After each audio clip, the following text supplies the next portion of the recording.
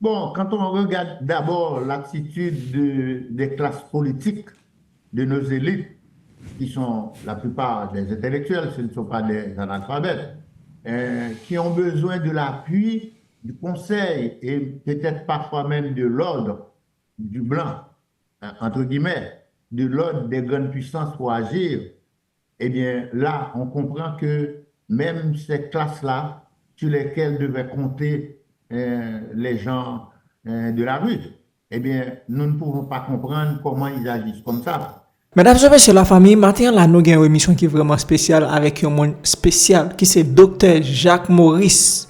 Un monde qui passe de présentation dans la communauté haïtienne, un citoyen conséquent qui est des communautés haïtiennes dans un paquet ça se passe il y a des écoles là pas prendre un paquet de jeunes et bien monsieur qui a une chance pour parler de situation pays chaque matin n'a toujours un style de vidéo ça avec monde qui gagne idée dans tête yo et une façon pour nous qui nous même nous capable commencer avec révolution depuis dans mental jusqu'à ce que nous aboutir gens que nous même nous voulons pour nous déraciner système senti ça ou même qui pourquoi abonner ou même qui fait découvrir channel YouTube ça c'est moment pour tout profiter faire ça une façon pour pas rater aucune vidéo n'a posté sur channel YouTube ça.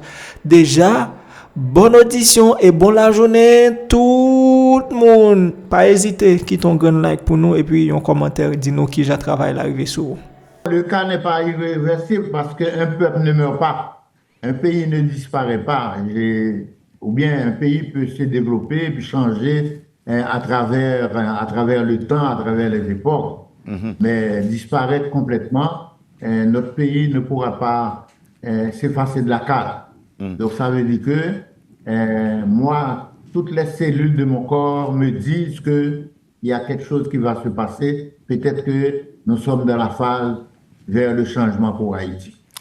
Question de méthode, docteur Maurice Jacques. Parlons de la pathologie collective des peuples. Ce que c'est. Bon, moi je parle de la pathologie collective d'un peuple. Il faut dire que j'utilise deux outils. J'utilise la psychologie des peuples. C'est une branche de la psychologie déjà qui est très argumentée et qui a étudié, surtout en Europe, les sociétés et surtout les comportements sociaux ou bien les attitudes sociales. J'utilise également la psychologie corporelle, la bioénergie, le radix, qui sont des approches qui regardent surtout le corps de la personne, qui travaillent surtout avec le corps de la personne. Et si je suis autorisé à dire ça, c'est parce que depuis mon retour en Haïti en 1999, je n'ai pas cessé de faire des groupes de travail, de faire des thérapies de groupe et des thérapies individuelles. Donc ça veut dire que ça m'a donné l'opportunité et peut-être l'occasion d'approfondir, de connaître le peuple haïtien. Alors quand j'ai entendu un sénateur dire à la télévision, en parlant à des hommes politiques, nous voulons rendre le peuple ça fou.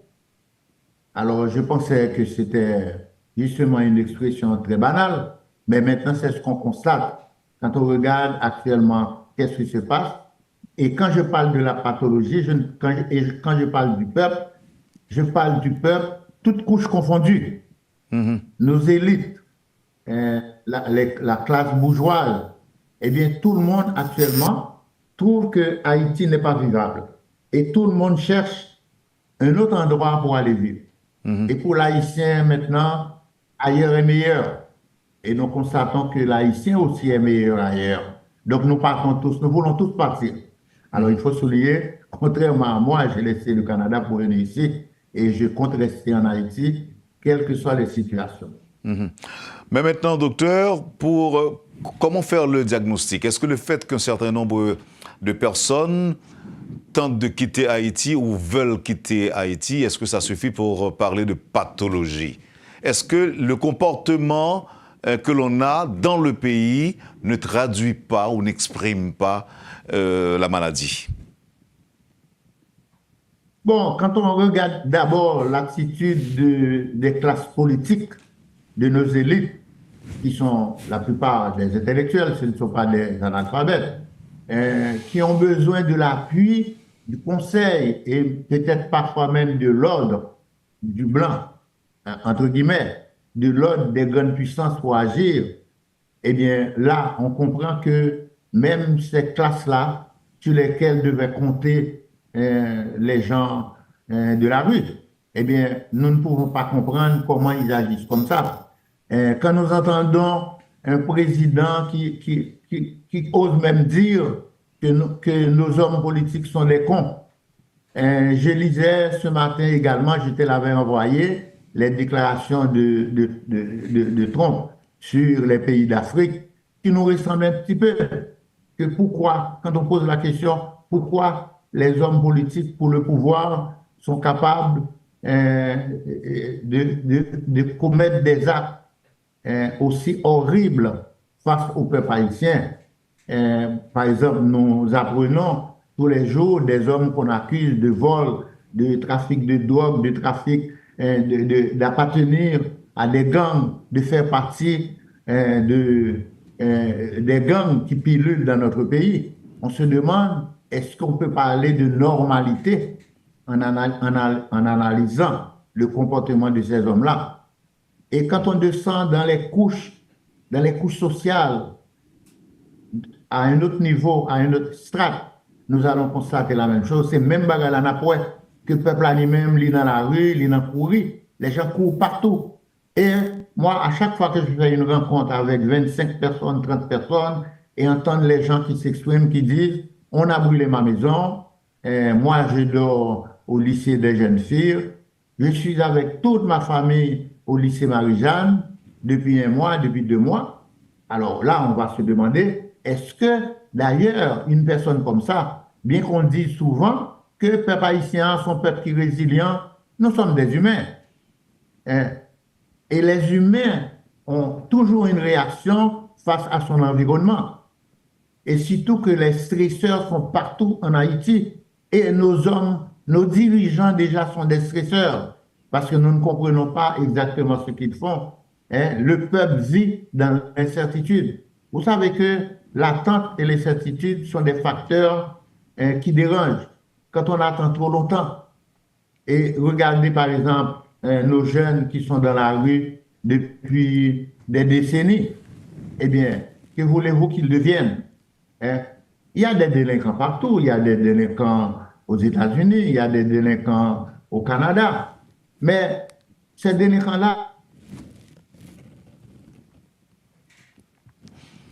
malheureusement, quand ces gens-là, même en respectant leur... Oui, alors la connexion est instable, ce qui nous empêche d'écouter avec attention les explications du docteur Maurice Jacques. Docteur Maurice Jacques, vous nous recevez? Non.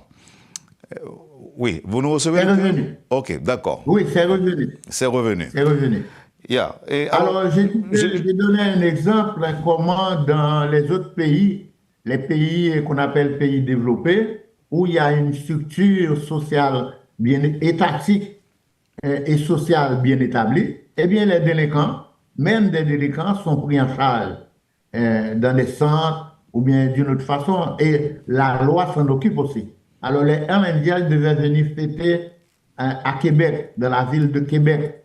Eh bien ces gens-là étaient encadrés depuis le début de leur festivité jusqu'à leur départ. Alors l'État savait très bien que ce sont des gens qui sont dangereux, ce sont des criminels. Mais au nom de la liberté, ils ont respecté ce qu'ils voulaient faire, mais ils les ont encadrés pour les empêcher de faire des dégâts. Mais regarde nos enfants dans la rue, ils font ce qu'ils peuvent ou bien ce qu'ils veulent. Mais ils sont parfois pris en charge comme pour leur donner quelque chose de subsistance. Mais nous avons planté de mauvaises herbes. Maintenant, nous nous attendons à récolter des fruits, des mangues, des raisins ou des pommes. C'est impossible. Docteur Maurice Jacques. Nous les avons plantés. Eh bien, ce qu'ils produisent actuellement rentre dans la normalité. OK. Docteur, est-ce que vous m'entendez? Alors, toutes ces analyses-là m'ont permis de dire que nous sommes en présence d'un peuple malade. Quand je dis peuple, je parle de tout le monde, toutes couches confondues. OK. Parce que les dirigeants ne savent pas ce qu'ils font. Hein, ils sont toujours dans le brainstorming d'action.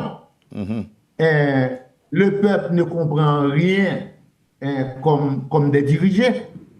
Eh bien, regarde ce que ça nous donne comme résultat.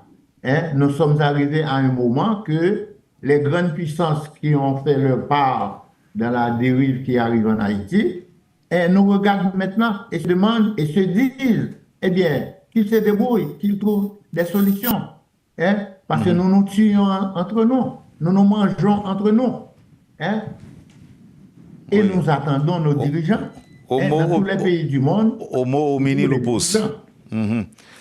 Et alors, on a dit homo homini lupus. Alors, docteur, mais ça me besoin avec vous. Est-ce qu'il y a lieu de catégoriser ou bien pour ne pas mettre maladie par pour ne pas classer, si vous voulez, moins grave, très grave, très grave. D'ailleurs, on dit nous déjà que gagnent nos dirigeants, il y a des dirigeants qui sont malades, c'est peut-être des cas qui déjà peut-être atteignent le niveau de chronicité qu'on a évoqué il y a quelques instants, mais en même temps, puisque nous sommes dans un dirigeant qui est capable malade, ou descend en bas pour parler de ce tout peuple qui est malade, est-ce que pas gagner des mondes que l'environnement ou bien la situation fait rendre malade tout? Donc là, je parle d'influence externe. Est-ce que l'environnement ne peut pas provoquer cette maladie aussi? On nous considérait peuple-là comme un individu et parler de corps social, le corps dans le sens biologique du terme. Or, on connaît que il y a la psychologie comportementale ou bien développementale qui étudie l'individu, comment il se développe. Hein? À tel âge, eh bien, l'individu est comment. Et prenons le peuple haïtien dans ce sens-là. C'est sûr que le peuple haïtien est né le 1er janvier 1804. Ce peuple-là a grandi, ce peuple-là s'est développé, a eu une croissance à un certain moment donné. Alors, il y a des questions qu'on va poser. Comment ce peuple-là s'est développé à travers son histoire? Quelles sont les difficultés que ce peuple-là a rencontrées comme un individu qui se développe? Et nous comprenons très bien que, si nous regardons bien notre histoire, il est difficile pour un individu de se développer dans un environnement qui n'a pas aucun avantage pour le développer. Et regarder que, par exemple, il y a une unicité dans le peuple haïtien. Il y avait le pays en dehors, les citadins, les grands dehors, les la ville, c'est ça nous avons gagné. Pas d'unicité. Donc, corps social n'a pas jamais arrivé formé un seul, comme ça se passe dans les autres pays. Ouais. Donc, ce qui signifie que son peuple qui grandit, qui croît, qui se développe dans des conditions anormales. Et à un certain moment donné, eh bien, c'est là que la maladie ou bien les difficultés pour se développer, les difficultés pour grandir, eh bien, s'installent à travers le peuple. Et c'est comme ça nous arrivons côté nous hier. Parce que nous n'avons pas jamais développé, le peuple haïtien toujours confiné, hein, toujours dans caché, toujours à courir. Donc ça veut dire que pas jamais de instabilité, pas jamais de paix durable. Je me souviens vous avoir posé cette question. Est-ce qu'on peut trouver 10 ans de paix durable à travers l'histoire d'Haïti? 10 ans successifs que le pays a marché, l'a développé. Déjà, chaque mandat, un chef d'État, eh bien, la fin des mandats se termine toujours mal. Bouillaille, désordre, manifestation, couper tête pour les cailles, mais c'est ça qui revient tout le temps. Donc, on peut comme ça, c'est normal pour développer une série de pathologies. Et moment que nous vivons, qu'on y est là, actuellement, moment que nous vivons, où les gens ne peuvent pas dormir en paix, c'est le bruit des balles qu'on entend, le feu qui brûle à Solino. Tout ça, c'est des choses qui dérangent le corps. Même si on a une certaine résistance, on sait, ou dormir, ça va faire rien, ou manger, ou échanger avec des amis, ou échanger avec famille. Mais le corps a une mémoire. Le corps retient des choses à votre insu. Donc ça veut dire que toutes ces choses-là, ce sont des choses qui se transmettent de génération en génération, sans compter l'héritage de l'esclavage que nous avons en nous. Vous voyez? Ça veut dire que tous les faits qu'on appelle folklore, on les garde encore.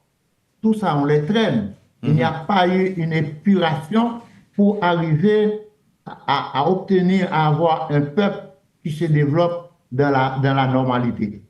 Alors moi, chaque fois que je fais une session de groupe de 25, de 30 personnes, à entendre les gens qui parlent de leurs problèmes, qui expriment leurs frustrations, qui expriment leurs grandes difficultés, leur misère, eh bien, le gars de ça, ou pas capable de pour pas mando, est-ce que moun ça capable de normal? Et maintenant, il ne s'agit pas de groupe de personnes, il s'agit de toute la population. Hein? Vous et moi, Wendell, est-ce qu'on est bien? Qui est bien en Haïti? Est-ce que je peux aller à Saint-Marc? Est-ce que je peux prendre mon auto pour aller au Gonaïves, au Verret chez moi? Je ne peux pas le faire. Donc, est-ce que je peux parler de bien-être? Alors, tous ce sont des symptômes. Mais ça me demande. Alors, il y a un symptôme qui s'installe chez nous. Hein? Symptôme du manque. On vit toujours dans le manque. Donc, on a peur de manquer. On a toujours peur de manquer. On se lève, on ne sait pas qu'on va avoir un peu de sécurité pour circuler librement. On ne sait pas si on peut avoir à manger. Vous savez qu'à l'échelle de Maslow, eh bien, les besoins biologiques et la sécurité se trouvent au bas de l'échelle. D'abord les besoins biologiques, ensuite les besoins de sécurité. Nous n'avons pas ces deux-là. Hein? Le peuple a faim, nous avons faim dans une certaine mesure et il n'y a pas de sécurité. Comment un pays peut vivre dans la normalité sans avoir ces deux niveaux de besoins-là à un certain niveau? Donc ça veut dire que expliquer qu'il y a une pathologie chez le peuple haïtien, eh bien, ce n'est pas compliqué. Tout le monde le constate.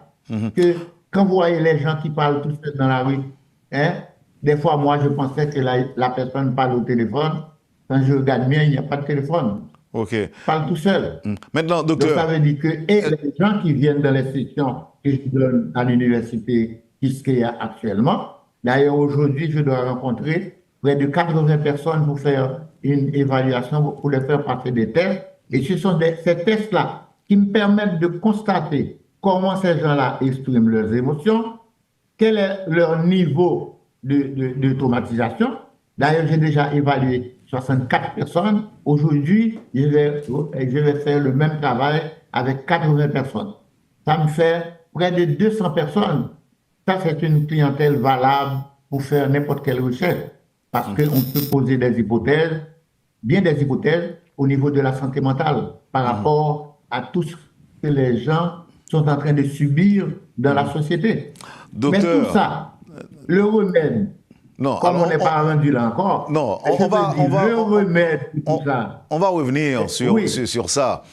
On parlera de remèdes après la pause, mais avant, je souhaiterais avoir cette torse nu, pieds nus, qui qu'on gen rad chiré sou yo. Souvent, moun sa yo qu'on a parlé pour compte yo, et c'est yo même nous-mêmes nous considérer comme moun qui malade, comme moun vulgairement yo dit qui fou. Mais si bien comprendre explication qu'on bail là, c'est pas moun sa yo seulement qui malade, c'est nous tous qui malades. Oui.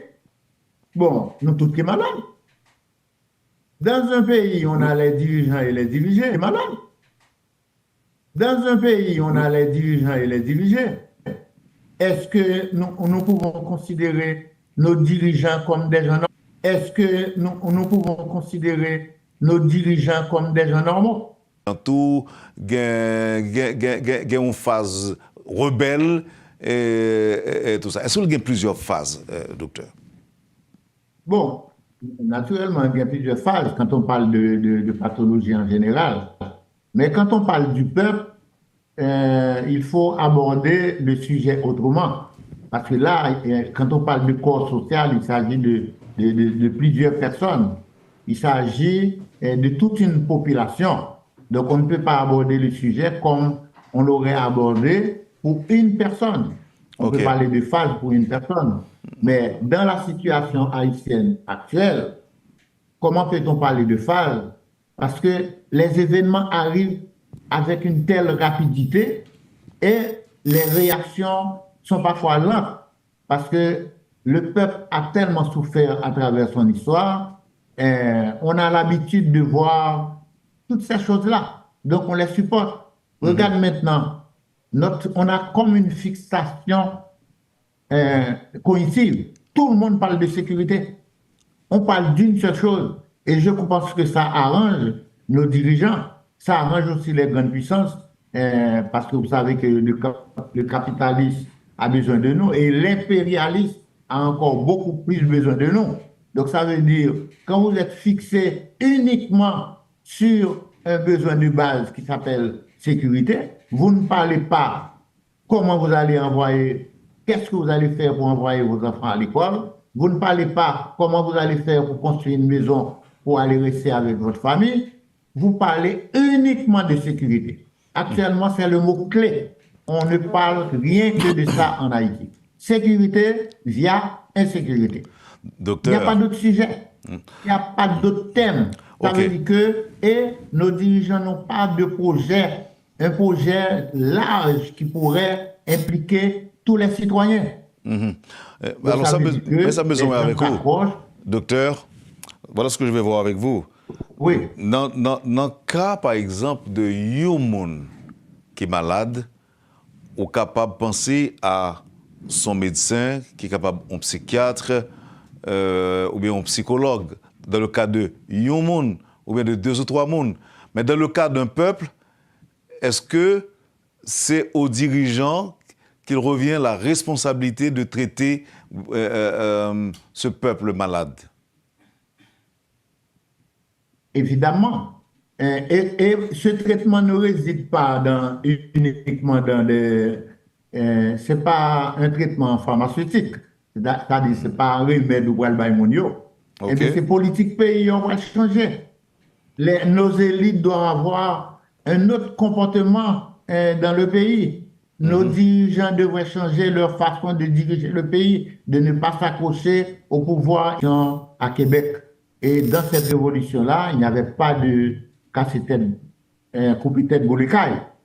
Cette révolution s'est effectuée au niveau de l'éducation, avec le rapport parent, où on a changé complètement le système éducatif. Changé, tout changé. Cette révolution s'est effectuée aussi dans le domaine industriel, avec de grands projets, par exemple la Belgium, l'électricité. C'était ça, cette révolution. Donc, si nous voulons faire une révolution, ce n'est pas de prendre la rue et puis commencer à casser. Il faut apporter cette révolution-là. Et puis moi, le premier domaine que je suggère, c'est l'éducation. C'est-à-dire venir avec un nouveau système d'éducation où il n'y a pas 50 écoles en Haïti et chaque école fonctionne à sa façon. Vous savez que, une parenthèse, à Québec, si vous avez un enfant qui va à l'école à Montréal, eh bien, il déménage pour laisser Montréal pour aller habiter à Trois-Rivières, il va retrouver les mêmes livres de mathématiques, les mêmes livres de français, les mêmes livres d'histoire. En Haïti, c'est pas la même chose. Tu déménages de Port-au-Prince au Caille, tu vas dans une autre école, il faut que le parent recommence à acheter des livres parce que cette école-là n'utilise pas le même ouvrage, les mêmes ouvrages que l'école précédente. Donc, ça veut dire que tout changement, nos dirigeants divorcés avec trafic de drogue, avec le goût du pouvoir, avec le goût de l'argent, eh bien, ce sont des remèdes, ça. Remèdes là, c'est salier, oui. Remède là, c'est pas un traitement pharmaceutique. C'est pas des pilules. Nous allons laisser approfondir. Nous allons laisser tout le peuple là, même compromis à ouais. C'est ça. Nous allons laisser. Alors, la psychologie. Comprimé assez. Il est vrai que la psychologie du peuple. Pardon? Comprimer à docteur, c'est peut-être éducation pour tout le monde. J'en dis là, on commence à zéro. Et si nous pouvons permettre que figure ça, que me prend. Mais nous allons laisser approfondir le remède là, parce que c'est important. Et nous fait ça, là nous retourner après pause là. Encore une fois, docteur, et merci parce que c'était métro disponible pour le public de Métropole. Nous allons parler tout de suite après pause là. Merci. Poursuivez, madame, monsieur, la rubrique Le Point de Radio et Télémétropole. Le docteur Maurice Jacques est l'invité de ce matin. À tout à l'heure, après la pause. Tous les matins, simultanément sur Radio et Télémétropole. Le Point est une courtoisie de la BNC, Unipièce et Lissa Lotto.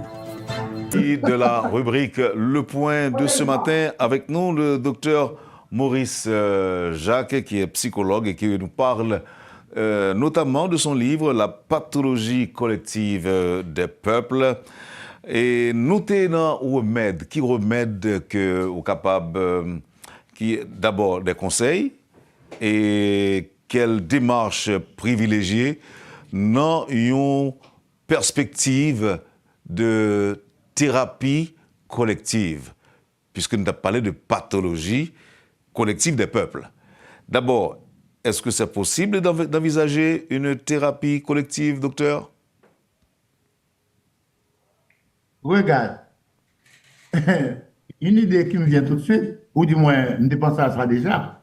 Malheureusement pour nous, nos soignants sont des malades. Nos soignants sont des malades. J'ai dit que nos soignants, c'est-à-dire que les personnes qui devraient nous apporter cette thérapie-là sont aussi des malades, parce que ce sont nos dirigeants. Parce que quand je parle de pathologie collective d'un peuple, eh bien, je vise d'abord les dirigeants. Les dirigeants qui sont perdus dans leur action. Les dirigeants qui attendent que tout vienne de l'extérieur. Avant de reprendre l'émission, vous avez parlé de l'événement qui s'est produit à Pétionville. Ce ne sont pas les bandits. Moi, quand je parle de pathologie, je ne parle pas uniquement des bandits. D'ailleurs, les bandits et les délinquants, ce sont les dirigeants qui les ont créés. D'après tout ce qui circule dans les journaux, vous êtes au courant. Et qu'il y a même nos hommes politiques qui sont accusés d'avoir mis sur pied des groupes de bandits. Donc ça veut dire, tous ces dirigeants-là, ce sont des soignants. Parce que n'oubliez pas que je viens de dire que le remède devrait venir de nos dirigeants. Oui, c'est-à-dire amener une révolution, un changement, une sorte de virage à 180 degrés. À ce niveau-là, docteur. Dans l'éducation, dans nos relations internationales. Docteur. On devrait définir quelles relations nous devons avoir avec l'extérieur. Est-ce qu'un président peut dire comme ça que nos dirigeants sont des cons? Ça dépend de nos relations avec les grandes puissances. Oui. Il faut apporter une modification à ce niveau-là. Alors, docteur, je vais revenir. Alors, moi, je voulais retourner. Dans l'agriculture. Docteur, moi, je voulais retourner sur ce que dit là. Nos soignants sont aussi malades. Donc là, nous on a fait avec des patients soignants ou bien des soignants patients. C'est pas clair? Oui. Oui, c'est clair. C'est des patients. Nos dirigeants sont des patients parce qu'ils sont encore beaucoup plus malades que le reste. En ce sens qu'ils posent des actions. Vous savez que Alexander Lowen appelle pathologie pour un individu quand une partie du corps veut quelque chose et puis l'autre partie veut le contraire. Alexander Lowen appelle ça pathologie. Or, si vous regardez le peuple haïtien, le peuple sait ce qu'il veut. Mais ce n'est pas ça que les dirigeants veulent. Ce n'est pas ça que nos élites veulent. Donc, on a un corps social qui est déjà divisé. Ça veut dire qui est susceptible d'être attaqué par des virus intérieurs et des virus extérieurs. Donc, ça veut dire que c'est là que nous sommes pris. On est pris au piège. Parce qu'on a un déficit au niveau des élites dirigeantes. On a un déficit aussi au niveau des élites intellectuelles. Donc, à qui nous devons nous adresser? Est-ce qu'il faut d'abord soigner les dirigeants pour qu'ils soient en mesure de soigner le reste? Parce que quand on parle de révolution, cela devait venir aussi, quand on parle d'une révolution tranquille, bien entendu, cela devait venir aussi d'abord de nos dirigeants. Les dirigeants, on ne les a pas encore. Et puis moi, je vous dis que je fais comme Diogène qui était aveugle, qui se promenait dans les rues avec une bougie allumée. Quand on lui demande, mais vous êtes aveugle, qu'est-ce que vous cherchez? Il a dit, je cherche un homme. Mais moi, ça fait longtemps que je cherche un patriote haïtien, un vrai patriote, qui puisse être capable de prendre le pays en main, pas faire comme Duvalier, mais vraiment apporter ce changement. Parce que tout le monde est à l'attente de ce changement. OK, maintenant, voyons les événements qui se sont produits cette semaine en Haïti. Il y a un groupe de monde décidé, monter nos machines, et puis après, au fin, prendre d'assaut d'autres communes, d'autres quartiers, tels que Solino, tentative buter sur une certaine résistance tout à Vivi Michel. Un beau petit matin, ils ont arrangé, ils ont dit, ils vont prendre l'autre commune. Ils ont mis tête montée pour Port-au-Prince dans plusieurs camions. On t'a dit tout à l'heure que nous gagnons des comportements qui ne sont pas normaux. Ça, lui-même, avant même de nous arriver dans la réaction de la police et la population, le fait de se déplacer, armé, bien armé, et puis nous décider de monter, nous ne pas le brûler, nous ne pas le prendre en possession, nous ne pas le contrôler, comment carrer ça lui-même? Bon, c'est-à-dire que ce que nous appelons les bandits,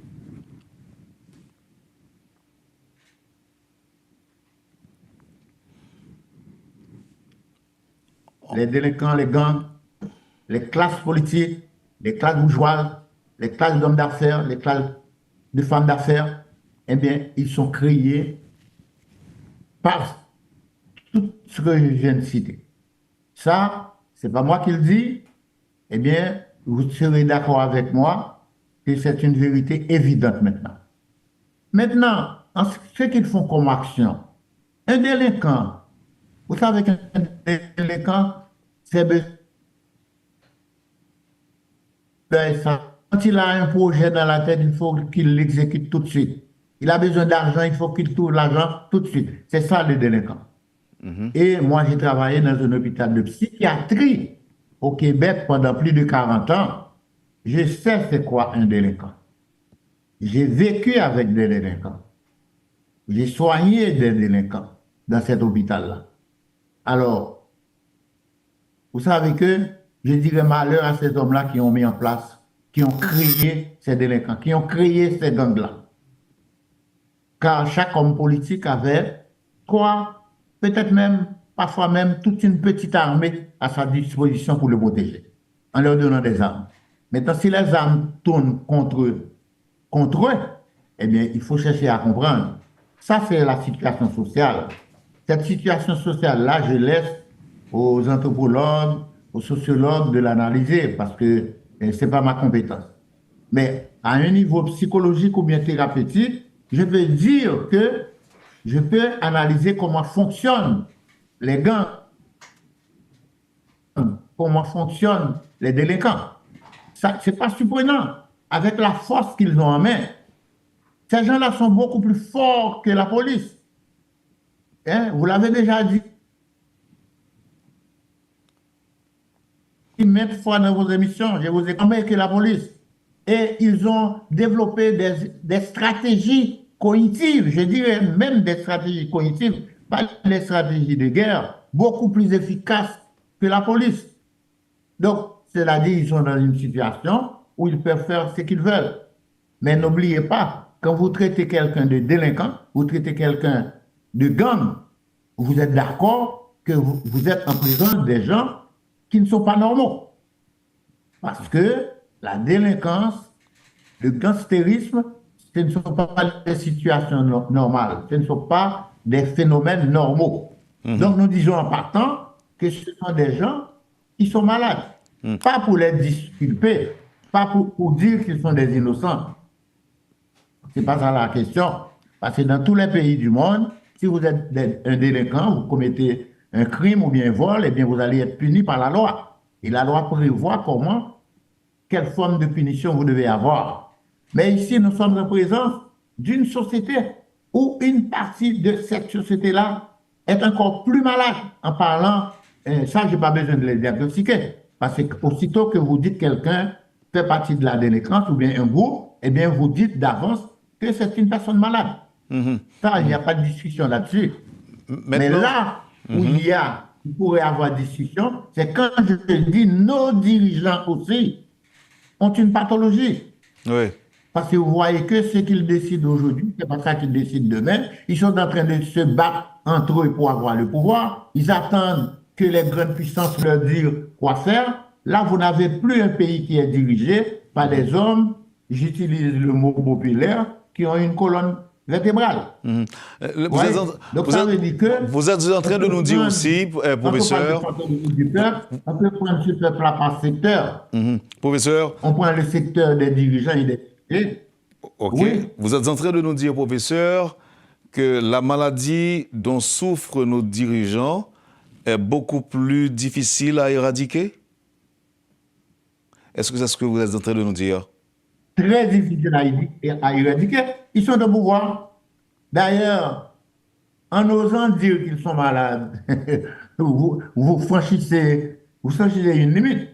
Je sais que je suis en train de franchir une certaine limite en disant que nos dirigeants sont malades. Et ce n'est pas moi qui le dis. Un président d'une grande puissance vient juste de leur traiter de con. C'est grave ça. Hein? Vous savez, le con, ça a signification. Quand on dit à quelqu'un qu'il est un con. Est-ce qu'il n'est pas... C'est beaucoup plus qu'une maladie, ça. Est-ce qu'il n'est pas allé trop loin? Est-ce qu'il n'est pas allé trop loin dans ses propos? Non, je ne dis pas qu'il est allé trop loin. Trump a déjà dit que nous sommes un pays de merde. Mais maintenant, vous voyez bien que vous êtes dans la merde. Moi, ce que disent les gens d'Haïti, je ne réagis pas à ça. Parce que nous sommes là-dedans. Nous sommes là-dedans. Là, nous devons nous poser des questions. Est-ce que ce qu'il dit est vrai? Est-ce que ce qu'il dit est insultant? Ça, on n'a pas besoin de discuter là-dessus. C'est insultant. Mais est-ce que c'est vrai? Mais est-ce que ce qu'il dit est vrai? Est-ce que c'est vrai que nous sommes dirigés par des cons?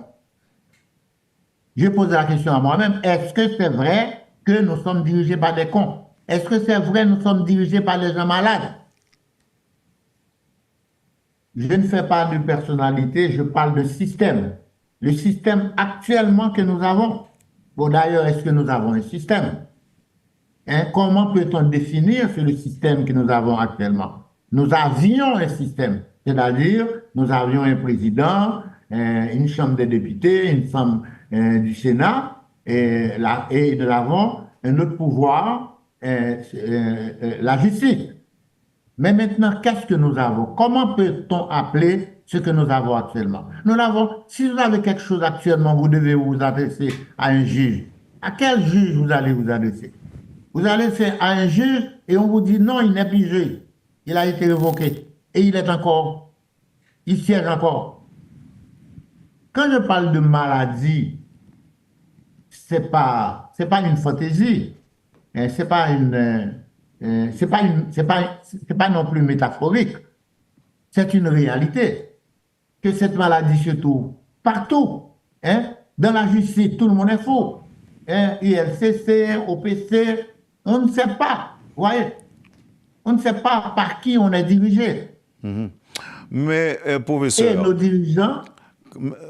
À supposer que ce soit vrai, est-ce que ce n'est pas quand même triste d'entendre ces propos de la bouche d'un dirigeant étranger?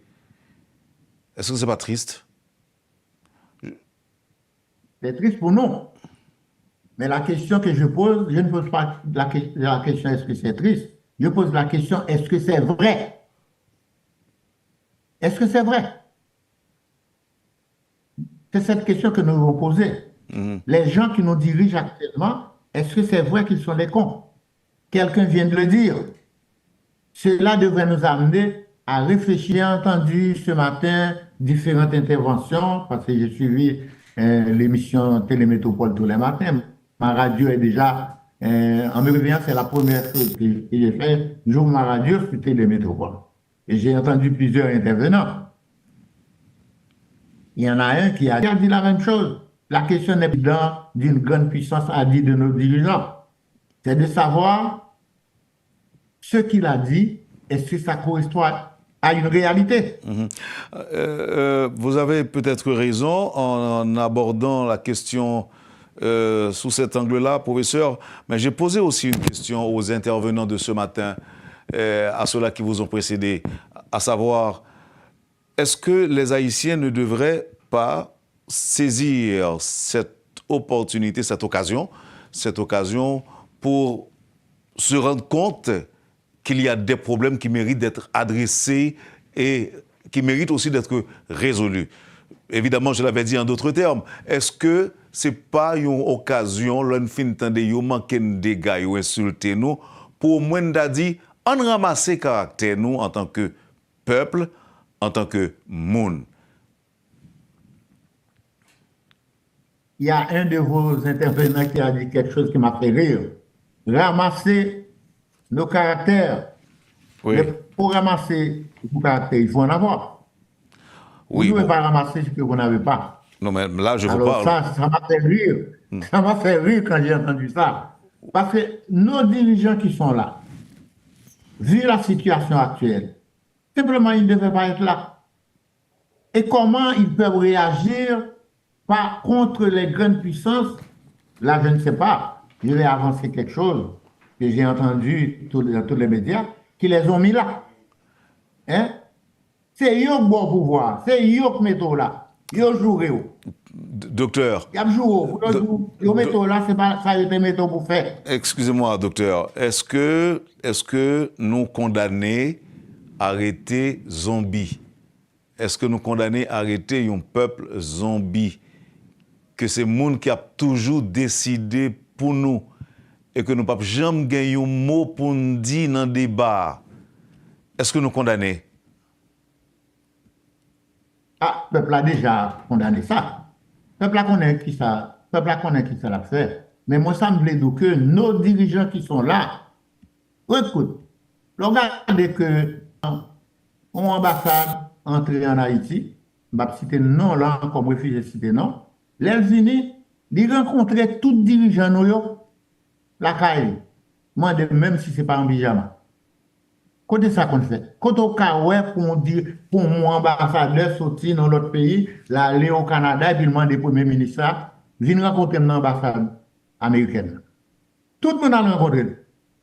Mais bon, un monde qui conteste. Donc, on vous traite comme des enfants. Nos dirigeants sont des enfants, d'après moi, d'après tout ce que j'ai entendu, à moins que tout ce que j'ai entendu soit faux. Tout ce que j'ai entendu dans les nouvelles à Télémétropole, si c'est tout faux, eh bien, m'a dit, c'est pas comme ça, hein? J'ai entendu tout ça. Que ce monsieur-là devait rencontrer nos dirigeants et les chefs politiques, mais à l'ambassade du Canada. Toute la journée là. Est-ce que c'est côté nous pas gagner, je ne connais pas. Là, je prends tout élément ça, eh bien, je suis capable de dire que mon yo doit traiter n'importe qui gens. C'est eux qui mettent là. Et pour le pouvoir et pour l'argent, eh bien, l'homme haïtien fait n'importe l'homme politique haïtien, la femme politique haïtienne fait n'importe quoi. Et il y a l'argent. Oui. Et puis il y a bon l'argent. Les États-Unis ne craignent pas de mettre des millions et des millions de dollars dehors pour joindre ça le besoin. Il a besoin d'elle font travail pour lui, eh bien, la vient chercher. Sous remet comme sous remet pouvoir. C'est comme vous remet la vide comme sous. Ou pas près de chita dans Télémétropole, a fait émission encore, eh bien, on va faire autre chose. La vider l'agence. La révolution que j'ai dit, il faut enlever R dans la révolution pour faire cette révolution-là. C'est-à-dire un changement. Et dans une révolution, nos dirigeants actuels ne seraient pas là. Un point, c'est tout. Où sont les hommes de ce pays-là? Et je connais. Je connais des hommes honnêtes, des hommes sérieux dans ce pays-là. Ils se cachent. Ils se disent, ah, je ne peux pas entrer dans la politique moi-même, il me fait vivre comme ça. Moi-même, j'ai raison tout que je ne pas jamais m'occuper en fonctionnalité, puis qu'on y a, je ne peux jamais rien encore. C'est psychologue ma pied, et puis je travaille avec des gens. Bon, qu'on y a une bonne raison, je dis que l'âge, je ne suis pas dans la politique. Encore. Est-ce que qu'on sollicite où? Il y a des qu'on sollicite où? Service ou, bons offices ou?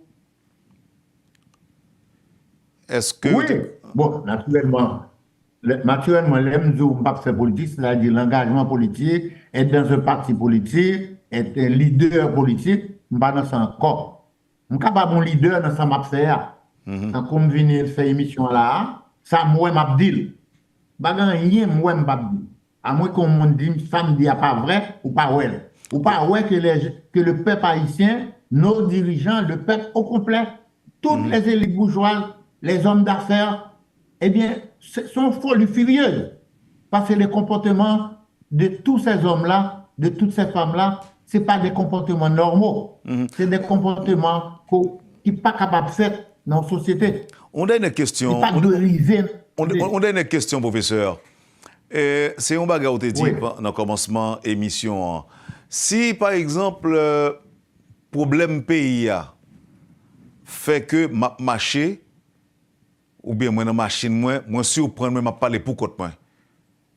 Est-ce que ça veut dire que moi malade et que me de courir chercher chemin un psychologue ou bien chercher un monde pour qui tende m'a pour prendre pour Non, pas nécessairement. Pas nécessairement. On appelle ça soliloque.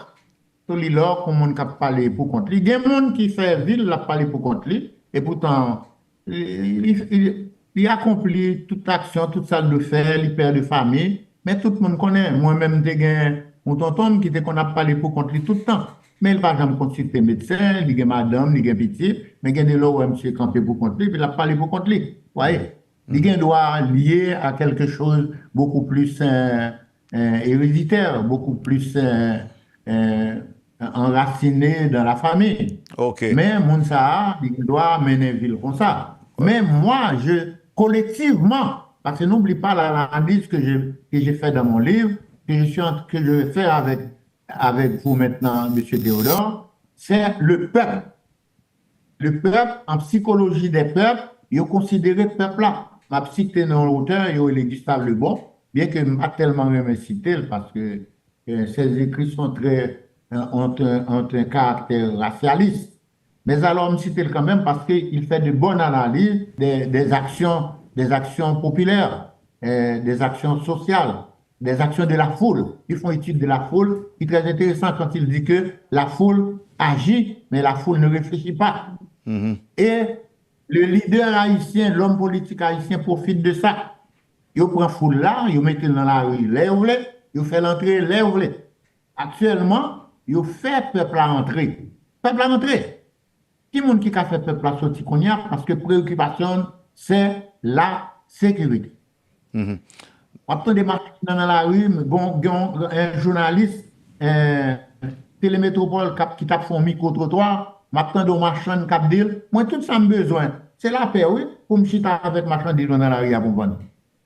Ça veut dire vraiment des gouvernements l'école, il va demander rien, non? Demander la paix pour mettre l'école dans l'école privée. C'est pas un peuple qui est exigeant. En résumé, on a dit que c'est pas un peuple qui est exigeant.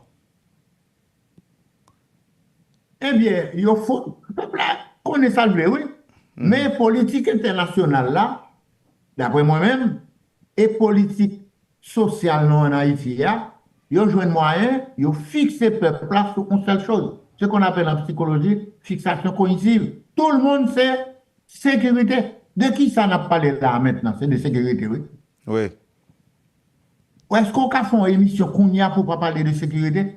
Mais si des problèmes qui sont dans le pays, est-ce qu'on parle de la faim? On ne parle même pas de la faim aussi intensément que la sécurité. Or, la faim, c'est un bagage qui est important, alors que la faim.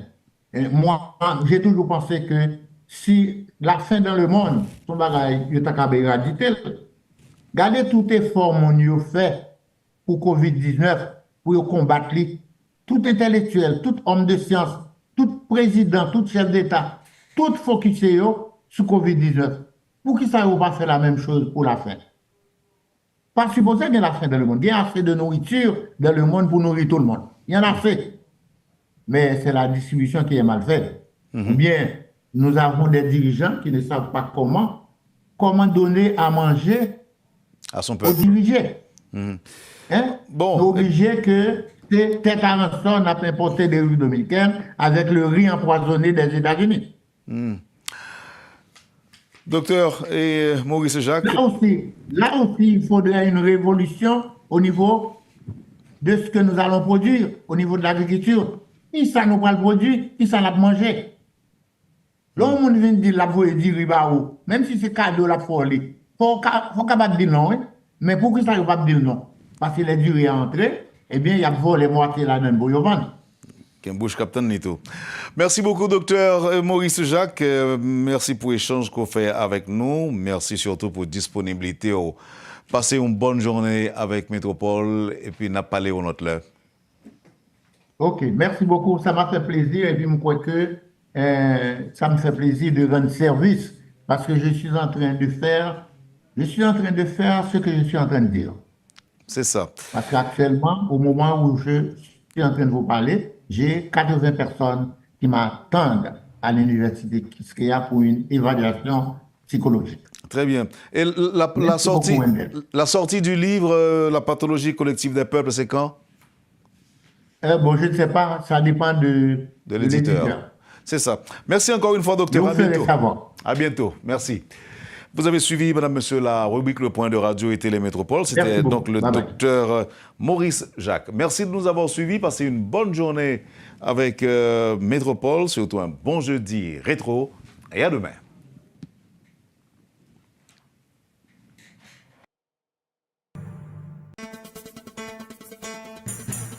Quand les nouvelles s'affolent, Métropole fait le point. Le point tous les matins.